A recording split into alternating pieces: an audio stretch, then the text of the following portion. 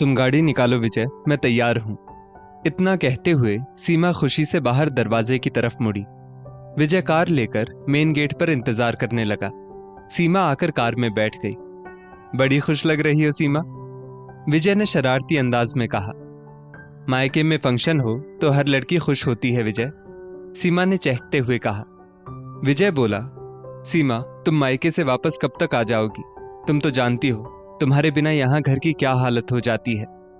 सीमा बोली, पतिदेव, जिम्मेदारियां कभी खत्म नहीं होंगी। कम से कम मुझे 2-3 दिन तो मायके का लुत्फ उठाने दो।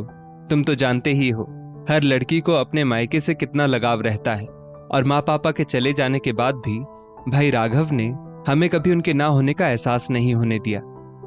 विजय बोला, हाँ सीमा जानता हूं, तभी तो पूछ रहा हूं वापस कब आओगी, वरना तुम्हारी याद में मैं यहां सूख जाऊंगा। सीमा बोली, कुछ भी रहने दो, मैं जाऊंगी तो तुम्हें तो खुशी हो रही होगी, सोच रहे होगे अच्छा हुआ, अब 2-3 दिन कोई रोकेगा टोकेगा नहीं, चाहो तो शाम के फंक्शन के बाद तुम भी मेरे मायके रुक जाओ। विजय बोला, नहीं बाबा नहीं, मैं रात को वापस अपने घर आ जाऊंगा, तुम्हारा मायका तुम्हें ही मुबारक हो। और दोनों हंस पड़े। सीमा बोली, मेरी अभी फोन पर राम्या दीदी से बात हुई थी, वो भी मायके आने के लिए निकल चुकी है। विजय बोला, साडू साहब भी आ रहे हैं ना? सीमा बोली, नहीं विजय, जीजा जी नहीं आ पाएंगे, तुम तो जानते ही हो जीजा जी ऑफिस से एक दिन भी छुट्टी लेते हैं तो उनकी पगार कट जाती है, और राम्या दीदी के घर के हालात तो आप जानते ही हो। सीमा और राम्या दोनों बहनें अपने मायके जा रही थीं। उनके इकलौते भाई राघव व भाभी सौम्या की बेटी का 5वां जन्मदिन था, जो बड़ी धूमधाम से मनाया जाने वाला था। सौम्या दोनों ननदों सीमा और राम्या को देखकर बड़ी खुश हुई। शाम को फंक्शन था जिसकी तैयारी जोरों शोरों से चल रही थी। राघव ने दोनों बहनों का स्वागत किया और उनको उनके कमरे में सारी व्यवस्था करके दी। घर बहुत बड़ा था, इसलिए फंक्शन घर में ही रखा गया था। मेहमानों के लिए खाना बाना सब बाहर से ही मंगवाया गया था।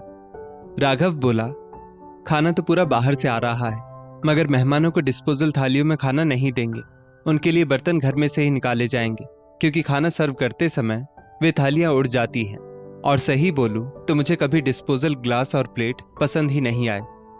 सौम्या बोली, हमारे पास अनगिनत बर्तन हैं, आप चिंता मत करिए, मैं काम वाली बाई रेखा से सारे स्टील और कांच के बर्तन निकलवा लूंगी, और खाना सभी को उन्हीं में सर्व किया जाएगा।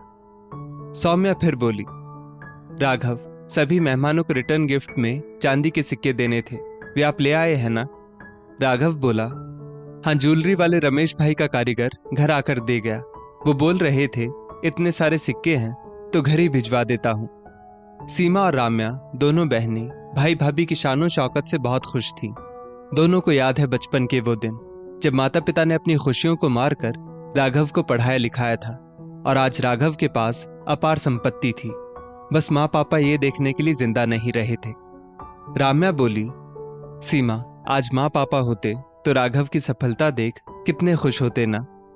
सीमा बोली, हाँ दीदी, भाई भाभी के तो मजे हैं। अच्छा छोड़ो ये सब। राम्या दीदी, ये बताओ, आपको पता है ना सौम्या भाभी शाम को 30,000 का लहंगा पहनने वाली है। उनका फोन आया था और वे कह रही थी सभी को लहंगा पहनना है, तो मैं भी लहंगा लाई हूं दीदी, आप याद से लहंगा लाई है ना? सीमा ने उत्साहपूर्वक पूछा। हाँ सीमा, मैं लहंगा लाई तो हूं, मगर बहुत भारी वाला लहंगा नहीं है मेरे पास, ये देख। इतना कह राम्या ने अपना लहंगा सूटकेस में से निकाला। हाँ दीदी, ठीक तो है, वैसे मैं 2 लहंगे लाई हूं, देखो आपको जो पसंद आए आप पहन लेना। सीमा ने अपने दोनों लहंगे राम्या दीदी को दिखाए। राम्या की आर्थिक स्थिति इतनी अच्छी नहीं थी, ये बात सीमा जानती थी, इसलिए सीमा हमेशा सब कुछ एक्स्ट्रा ही लेकर आती थी ताकि वो अपनी महंगी चीजें राम्या दीदी को भी पहनने को दे पाए। मगर राम्या दीदी बहुत स्वाभिमानी थी, इसलिए सीमा उनको कभी एहसास नहीं होने देती थी कि वो जानबूझकर 2 चीजें लाई है, क्योंकि राम्या दीदी जल्दी से किसी दूसरे की चीज को हाथ नहीं लगाती थी। उनका मानना था कि हमारी परिस्थिति जैसी हो हमें वैसे ही कपड़े पहनने चाहिए, किसी और की महंगी चीजें पहनकर दिखावा क्यों करना? राम्या बोली, नहीं सीमा, जब मैं अपना लहंगा लाई हूं तो तुम्हारा लहंगा क्यों पहनूं? दीदी, ये मेरा प्यार है, आप पहनोगी तो मुझे अच्छा लगेगा, कहकर सीमा ने जबरन राम्या को लहंगा पकड़ा दिया। राम्या को ना चाहते हुए भी लहंगा लेना पड़ा, मगर शाम को जब उसने सीमा का लहंगा पहना तो उसे बहुत खुशी हुई और वो सीमा से बोली, अच्छा हुआ सीमा, तुमने मुझे ये लहंगा पहनने को दिया, वरना मेरा लहंगा तो बहुत हल्का था, शायद इस फंक्शन में पहनने लायक भी ना था। शाम को फंक्शन में बहुत रौनक लगी थी। सौम्या बहुत सुंदर लग रही थी। उसने सिर से पांव तक सोने के आभूषण पहने थे। पहने भी क्यों ना, पति राघव लाखों में जो कमाता था। सौम्या पूरे फंक्शन में अपने मायके वालों और अपनी सहेलियों के साथ व्यस्त थी। वैसे भी सौम्या को अपनी हाई फाई सोसाइटी के लोगों के साथ रहने की इतनी आदत हो चुकी थी कि उसे कोई दूसरा सामने नजर ही नहीं आता था। दोनों बहनों सीमा और राम्या ने मिलकर सभी मेहमानों का खूब ध्यान रखा, ताकि किसी को ये महसूस ना हो कि जिनके फंक्शन में आए हैं उन्हें तो बात करने की फुर्सत भी नहीं। हाँ, राघव सभी को बराबर इज्जत दे रहा था। राघव का स्वभाव था ही कुछ ऐसा, बहुत व्यवहारिक। राघव बिल्कुल अपने पिता रमणीक लाल जी की तरह था। वे भी लोगों को भरपूर इज्जत दिया करते थे। सभी मेहमान खाना खाकर घर जा चुके थे। राघव बोला, कैसा रहा दीदी फंक्शन? आप लोगों को किसी चीज की कमी तो नहीं लगी ना? सीमा और राम्या बोली, भाई फंक्शन बहुत अच्छे से रहा, तुमने सब कुछ बहुत अच्छे से मैनेज किया था। थोड़े बहुत गप्पे मारकर भाई बहन अपने अपने कमरों में जाकर सो गए। सौम्या के मायके वाले रात को किसी वजह से बेटी के घर रुक नहीं पा रहे थे, इसलिए वो अपने मायके वालों को छोड़ने गेट तक गई हुई थी। सुबह रसोई से आ रही आवाज से सीमा की नींद खुली। वो रसोई में आकर बोली, राम्या दीदी, ये क्या, आप सुबह सवेरे जल्दी उठकर रात के बर्तन मांज रही है और सौम्या भाभी अब तक उठी भी नहीं है। सीमा, कल रात फंक्शन खत्म होने के बाद सौम्या भाभी बता रही थी कि आज उनकी काम वाली बाई नहीं आने वाली है। मेरी नींद सवेरे जल्दी खुल गई तो मैंने देखा सिंक में बहुत बर्तन जमा हो चुके हैं, इसलिए बर्तन मांजने बैठ गई। सीमा बोली, दीदी सौम्या भाभी की पहचान में तो अनेकों काम वालियां हैं, एक फोन घुमाएंगी तो 10 हाजिर हो जाएंगी। वैसे भी सौम्या भाभी कहती तो है कि जब कभी भी उनकी काम वाली बाई छुट्टी लेती है तो वो किसी और बाई को बुलवाकर घर के सारे काम करवा लेती है। और कल रात तो इनके घर इतना बड़ा फंक्शन था, तो आज काम बहुत ज्यादा है। वे आज किसी ना किसी बाई को बुलवाकर ये सारा काम करवा ही देंगी। फिर आप क्यों इतने सारे बर्तन घिसने बैठ गई हो? एक बार सौम्या भाभी को उठ जाने दो, फिर वे क्या बोलती हैं ये तो सुन लो। अगर वे कहेंगी कि हमें हाथ से ही सारा काम करना पड़ेगा तो हम तीनों मिलकर सारा काम कर लेंगे। आप आओ, बाहर बैठते हैं, मैं चाय बना देती हूँ, पहले चाय पी लेते हैं। राम्या बोली, सीमा तुम एक तरफ चाय चढ़ाओ, मैं थोड़े बर्तन और मांज लेती हूँ, फिर साथ बैठकर चाय पियेंगे। वैसे भी देखो ना, सुबह के 10 बजने वाले हैं और सौम्या भाभी कब उठेंगी क्या पता। तब तक ये रात के जूठे बर्तन ऐसे ही पड़े रहेंगे, इसलिए मैं थोड़े घिस कर आती हूँ। सीमा बोली, आप भी ना दीदी, एक बार भाभी उठ जाती और बता देती कि बाई का क्या माजरा है, फिर साथ काम कर लेते, मगर आप तो जिद्दी हैं, कहाँ सुनने वाली है मेरी। सीमा जानती थी राम्या दीदी काम करने में किसी की नहीं सुनती थी और शायद इसी बात का फायदा उठा जाती थी सौम्या। सीमा के पति विजय बहुत अच्छा कमाते थे, इसलिए सौम्या सीमा की बहुत इज्जत करती, मगर राम्या के पति इतना खास नहीं कमाते थे और राम्या दीदी का स्वभाव भी बहुत अच्छा था, जिस वजह से सौम्या को पता होता था कि अगर राम्या दीदी को कुछ कह दिया जाए तो राम्या दीदी वो काम पूरा कर ही लेंगी। इसी का नतीजा था कि सौम्या को घर में रात के पड़े बर्तनों की कोई फिक्र नहीं थी और राम्या दीदी उठकर सवेरे से ही सब बर्तन साफ करने बैठ गई थी। सीमा मन ही मन सब समझती थी, मगर बोलकर बुरी नहीं बनना चाहती थी। राम्या दीदी स्वभाव से सरल थी, इसलिए वो कभी भाभी की बुराई सुन नहीं पाती थी। चाहकर भी सीमा उन्हें अपनी भाभी का ये रूप नहीं दिखा पाती थी और सौम्या भाभी को आज किसी बाई को बुलाने की जरूरत भी नहीं पड़ेगी, क्योंकि राम्या दीदी जो हैं घर में।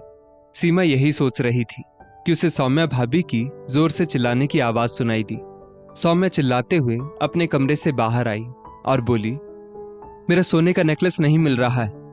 ये सुनकर सब हक्के बक्के रह गए। सौम्या बोले जा रही थी, मैंने सब जगह देख लिया मगर नेकलेस कहीं नहीं मिला। राघव, राम्या, सीमा और सौम्या सब नेकलेस ढूंढने लगे, मगर नेकलेस कहीं नहीं मिला। दोपहर का खाना बनाकर दोनों बहनें और सौम्या भाभी साथ में खाना खाने बैठे। तब सौम्या ने बातों बातों में कहा, कहीं गलती से आप लोगों के बैग में ना चला गया हो दीदी नेकलेस, आप लोग अपना बैग चेक कर लीजिएगा।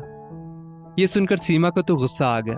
वो बोल पड़ी, भाभी, ये आप कैसी बातें कर रही हैं? सोने का नेकलेस ऐसे कैसे बैग में चला जाएगा?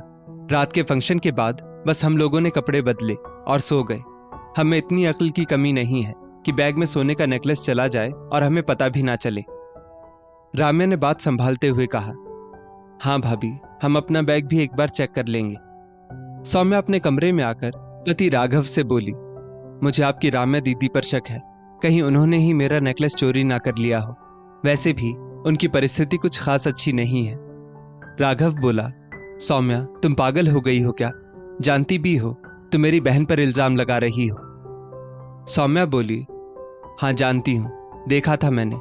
कल फंक्शन में भी वो सीमा दीदी का लहंगा पहनकर घूम रही थी। एक लहंगा तक लेने की औकात नहीं है उनकी। सीमा ने सौम्या की सारी बातें सुन ली थी। वो राम्या दीदी से आकर बोली, दीदी, हम अभी के अभी यहां से चले जाएंगे, हमें अब यहां एक पल भी नहीं रुकना। राम्या बोली, ऐसा भी क्या हो गया सीमा? सीमा अपनी दीदी का दिल दुखाना नहीं चाहती थी, इसलिए वो कुछ बोली नहीं। उतने में सौम्या की बेटी आई और बोली, मम्मा, ये देखो मुझे बेड के नीचे से क्या मिला। देखा तो वो सौम्या का नेकलेस था जो उसने रात को उतार कर ऐसे ही रख दिया था और बेड के नीचे पहुंच गया था। सीमा को ये देख बड़ा गुस्सा आया और वो कहने लगी, भाभी, आप अपना सामान कभी सहेज कर नहीं रखती और बाद में दूसरों पर इल्जाम लगा देती है। मुझे आज भी याद है जब आपकी गोद भराई थी और आपने अपना रियल पर्ल वाला हार किचन की ट्रॉली में ऐसे ही छोड़ दिया था और सबका बैग चेक करने को कहा था। हाँ, हम मानते हैं आप हमसे कई गुना अमीर हो, इसका मतलब ये नहीं कि आप दूसरों को नीचा दिखाएं। आपका यही रवैया रहा तो शायद कुछ वक्त बाद कोई भी आपके घर आना पसंद नहीं करेगा। राम्या दीदी से जब कुछ काम निकलवाना हो तो आप आसानी से निकलवा लेती हैं, मगर आज नेकलेस गायब होने पर आपको उन्हीं पर शक होने लगा था। वाह भाभी, वाह। मैं जानती हूँ आप चाहती तो आज भी किसी बाई को बुलवाकर घर के काम करवा सकती थी, मगर आपने जानबूझकर बाई को नहीं बुलाया ताकि राम्या दीदी उठकर घर के काम कर ले। भाभी, किसी की अच्छी परिस्थिति नहीं है, इसका मतलब ये नहीं कि आप उसका फायदा उठाएं। वो तो दीदी सरल स्वभाव की है, इसलिए आपका पाखंड समझ नहीं पाती है। सौम्या को अपनी गलती का एहसास हुआ तो उसने दोनों ननदों से माफी मांगी।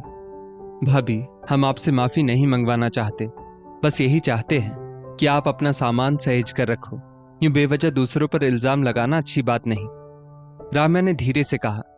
सीमा बोली, राम्या दीदी, आप महान हो जो इतना सब कुछ होने के बाद भी इनसे शांति से बात कर रही हो, मगर मैं कह देती हूं, जिस घर में मेरा और मेरी बहन का अपमान हो, ऐसे मायके से मेरा कोई वास्ता नहीं। ऐसे मायके से तो बिन मायके रहना अच्छा है। राघव बोला, बहन प्लीज ऐसा मत कहना कभी।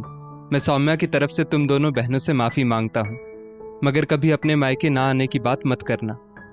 राम्या बोली, भाई, माँ पिता के जाने के बाद मायके आकर बस तुझ में उनकी छवि महसूस करती हूँ, वरना ऐसी बात नहीं कि मैं कुछ समझती नहीं, बस चुप रहती हूँ ताकि मेरा मायका बना रहे। सीमा भी बोली, भाई, तुम्हारा मुंह देखकर ही तो अब तक मायके आते थे। सौम्या भाभी ने कभी ऐसा व्यवहार रखा ही नहीं कि मायके आने की इच्छा हो। राम्या और सौम्या ने अपनी भाभी को माफ तो कर दिया, मगर अब मायके आना बहुत कम कर दिया था। जहां अपने स्वाभिमान को ठेस पहुंचे वहां से इंसान का मोह खत्म हो जाता है, और कुछ यही हुआ दोनों बहनों के साथ। भाभी के ऐसे रवैये से उनका मायके का मोह भी खत्म हो गया। दोस्तों, इस स्टोरी को लेकर आपकी क्या राय है?